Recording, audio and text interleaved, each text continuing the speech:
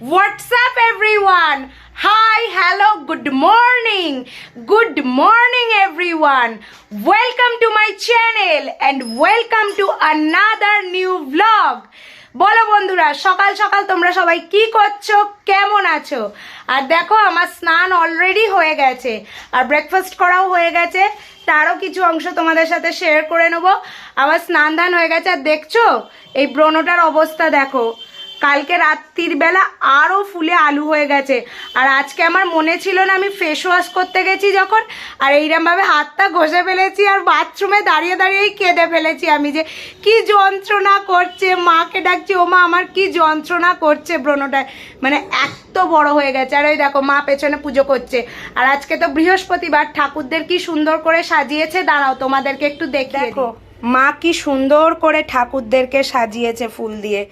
ফুল দিয়ে সাজালে আমার যে বৃহস্পতিবার দিন ঠাকুরদের কি সুন্দর লাগে দেখতে, মানে অপূর্ব দেখতে লাগে ফুল দিয়ে সাজানোর পর। এই যে আজকে আমার মা, খাইয়ে দাও গোপাল সোনাকে। আজকে মা গোপাল সোনাকে ছাতু দিয়েছে খেতে। আজকে আমাদের রুটি হয়নি, তাই মা ছাতু খেতে দিয়েছে আমার গোলগোল সোনাকে। খাবেই না আমার দুষ্টু ছেলেটা, দেখেছো?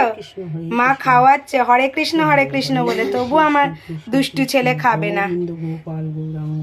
চলো তোমাদের সাথে আর একটু কথা বলি। ওকে, মা পুজো করতে থাকুক, এবার আমি রেডি টেডি হয়ে কোর্টে বেরিয়ে যাই, না হলে আমার আবার লেট হয়ে যাবে। অলরেডি 10:30 বাজে, ঘড়ি জানান দিচ্ছে যে তোকে এবার কোর্টে বেরোতে হবে, তোকে এবার কোর্টে বেরোতে হবে। চলো এবার কোর্টে বেরোনোর জন্য রেডি হই, আর হয়ে পু করে আমার রাজপক্ষীটা নিয়ে কোর্টে চলে যাই। চলো কোর্ট থেকে আসার সময় আবার হয়তো তোমাদের সাথে দেখা হবে। বাই। তারপর আমি ব্রেকফাস্ট করে নিচ্ছি, কারণ কোর্টে বেরোতে হবে, তাই ব্রেকফাস্ট করে নিলাম। আর এই যে দেখো, আমি রেগুলার কোর্টে বেরোনোর সময় মাকে রেগুলার একটা কিস করি, এটা আমার ডেলি ডিউটির মধ্যে পড়ে। আর এই যে ভিডিওটা দেখছো, এই ভিডিওটা না আমার মা করে দিয়েছে। হয়তো ক্যামেরার অ্যাঙ্গেলটা আমার ঠিক মতো ধরতে পারেনি ঠিকই, কিন্তু তবু এই ভিডিওটা আমার খুব প্রিয়, যেহেতু মা আমাকে করে দিয়েছে।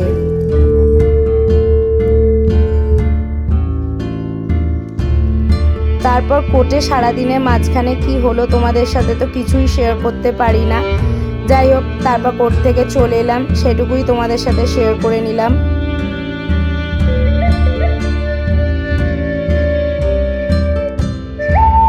আজকে এতদিন পর বৃষ্টি হচ্ছে, দেখেছো? পুরো মেঘলা ওয়েদার, বৃষ্টি হচ্ছে আজকে। কোর্ট থেকে আসার পর থেকেই, কোর্টে থাকাকালীনও একটু হয়েছে, আর কোর্ট থেকে আসার পর থেকে বৃষ্টি হচ্ছে। মানে এতদিন পর বৃষ্টি দেখে প্রাণ জুড়িয়ে যাচ্ছে। কি সুন্দর ঠান্ডা ঠান্ডা ওয়েদার। আজকে পুরো একদম পাখা কমে দিয়ে শোয়া হয়েছিল, একদম অল্প করে পাখা স্পিড দিয়ে শোয়া হয়েছিল। কি আর সন্ধেবেলায় এই চা আর এই টোস্ট বিস্কিট নিয়ে একটু বসলাম, তোমাদের সাথে কয়েকটা কথা শেয়ার করতে বসলাম।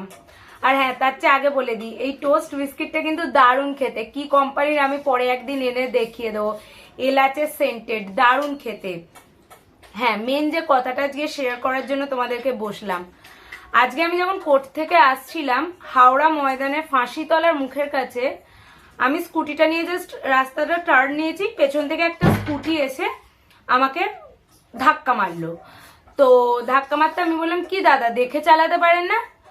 উনি কনস্ট্যান্ট অন্তত 10 মিনিট রাস্তা ওইভাবে গেলেন, ঝগড়া করছে। আর মানে চালাচ্ছে, মানে যাতে ধরা যাবে এরম ভাবে চালাচ্ছে না, হু করে চালিয়ে বেরিয়ে যাচ্ছে।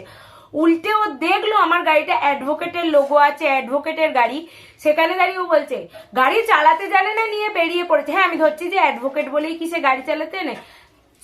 সবচেয়ে বড় কথা এই কথাটা আমাকে বললো যে লাইসেন্স আছে কিনা আদৌ দেখে যাও, আর গাড়ি নিয়ে বেরিয়ে পড়েছে। তখন আমি বলছি একবার দাঁড়িয়ে আমার সাথে কথা বলো না, পাশেই তো হাওড়া থানা আছে, আমি দেখিয়ে দিচ্ছি আমার পাওয়ার কতটা আর আপনার পাওয়ার কতটা। তার বেলা দাঁড়ানোর ক্ষমতা নেই। ইভেন গাড়ির যে ওনার নাম্বার প্লেটটা, সেটাও দেখছিলাম ভেঙে কাত হয়ে ঝুলছে। তো মানে আমি শুধু দেখলাম ওনার ঔদ্ধত্যটা রাস্তায় অতখানি, উনি ওরম করতে করতে আমার সাথে কনস্ট্যান্ট তর্ক করছে গাড়ি চালাতে চালাতেই। আর এমন স্পিডে চালাচ্ছে যে ধরার ক্ষমতা ওনাকে, আমি খুব একটা স্পিডে চালাই না, তো ওনাকে ধরার ক্ষমতা আমার নেই। মানে যেতে যেতে কনস্ট্যান্ট বলে যাচ্ছে। আমি শুধু এইটুকুই ওয়াচ করলাম যে একটা অ্যাডভোকেটকে কোর্টের তাও সামনে হাওড়া থানা যদি এতটা বাজেভাবে একটা মানুষ মিসবিহেভ করতে পারে, তাহলে সাধারণ মানুষের সাথে কি না মানুষ করতে পারে। উনি একজন সাধারণ মানুষ, সে একটা অ্যাডভোকেটের সাথে যদি এইরকম মিসবিহেভ করতে পারে, তাহলে মানুষ তো সাধারণ মানুষের সাথে কি না করতে পারে। এটা আজকে আমি তোমাদের সাথে শেয়ার করতে বসলাম এইটারই কারণে যে মানে যারা রাস্তায় গাড়ি ঘোড়া চালাও খুব সাবধানে বুঝে শুনে চালাবে। দোষটা আমার দিক থেকে কিছুই ছিল না, কিন্তু ওই যে আদার সাইড এসে ওরকম করলো। ঠিক আছে, এইটাকেও আমার শেয়ার করার ছিল, করলাম। চলো তারপর সন্ধ্যেবেলা আর কি কি করছি, এখন এই চা বিস্কিট নিয়ে জাস্ট বসেছি, এরপর সন্ধ্যেবেলা আর কি কি করছি তোমাদের সাথে দেখাচ্ছি, শেয়ার করছি। চলো দেখো, আজকে মা আমার জন্য রাতের ডিনারে চাউ করছে, একদম টিফিন স্টাইল চাউ, আর এটা নিয়ে একটা শর্টসও পোস্ট করব। আর মা আমরা প্রায় কতদিন পর চাউ খাচ্ছি, প্রায় 4-5 মাস হবে না বলো? হ্যাঁ, আমার অপারেশনের আগে থেকেই এই পেটের যন্ত্রণা করে আমার চাউ খাওয়া হয় না, জানো। প্রায় 4-5 মাস পর তো আজকে চাউ খাবো, খুব ভয় লাগছে লিটারালি যে কোনো না প্রবলেম হয়। যাই হোক, দেখা যাক, আশা করি ভগবানকে ডেকে খাবো যেন না কিছু হয়। আমি চাউ খেতে প্রচন্ড ভালোবাসি, আর এই তো চাউ খাবো, খেয়ে শুয়ে পড়বো। আর আজকে সারাদিনে তোমাদের সাথে অনেক কিছু বকবক করলাম, আর এখানেই আজকের ব্লগটা শেষ করছি মায়ের চাউ করা দেখিয়ে। আর এইটার ওপর তো একটা শর্টস ভিডিও যাচ্ছেই বললাম, আর এই এরপর চাউটাও খাবো, খেয়ে শুয়ে পড়বো। চলো আজকের ব্লগটাকে এখানেই শেষ করলাম। সকলে খুব ভালো থেকো, সুস্থ থেকো, আর সব সময় কি গো মা, কি করতে হবে? স্মাইল। মাও শিখে গেছে, বলে স্মাইল করতে থেকো।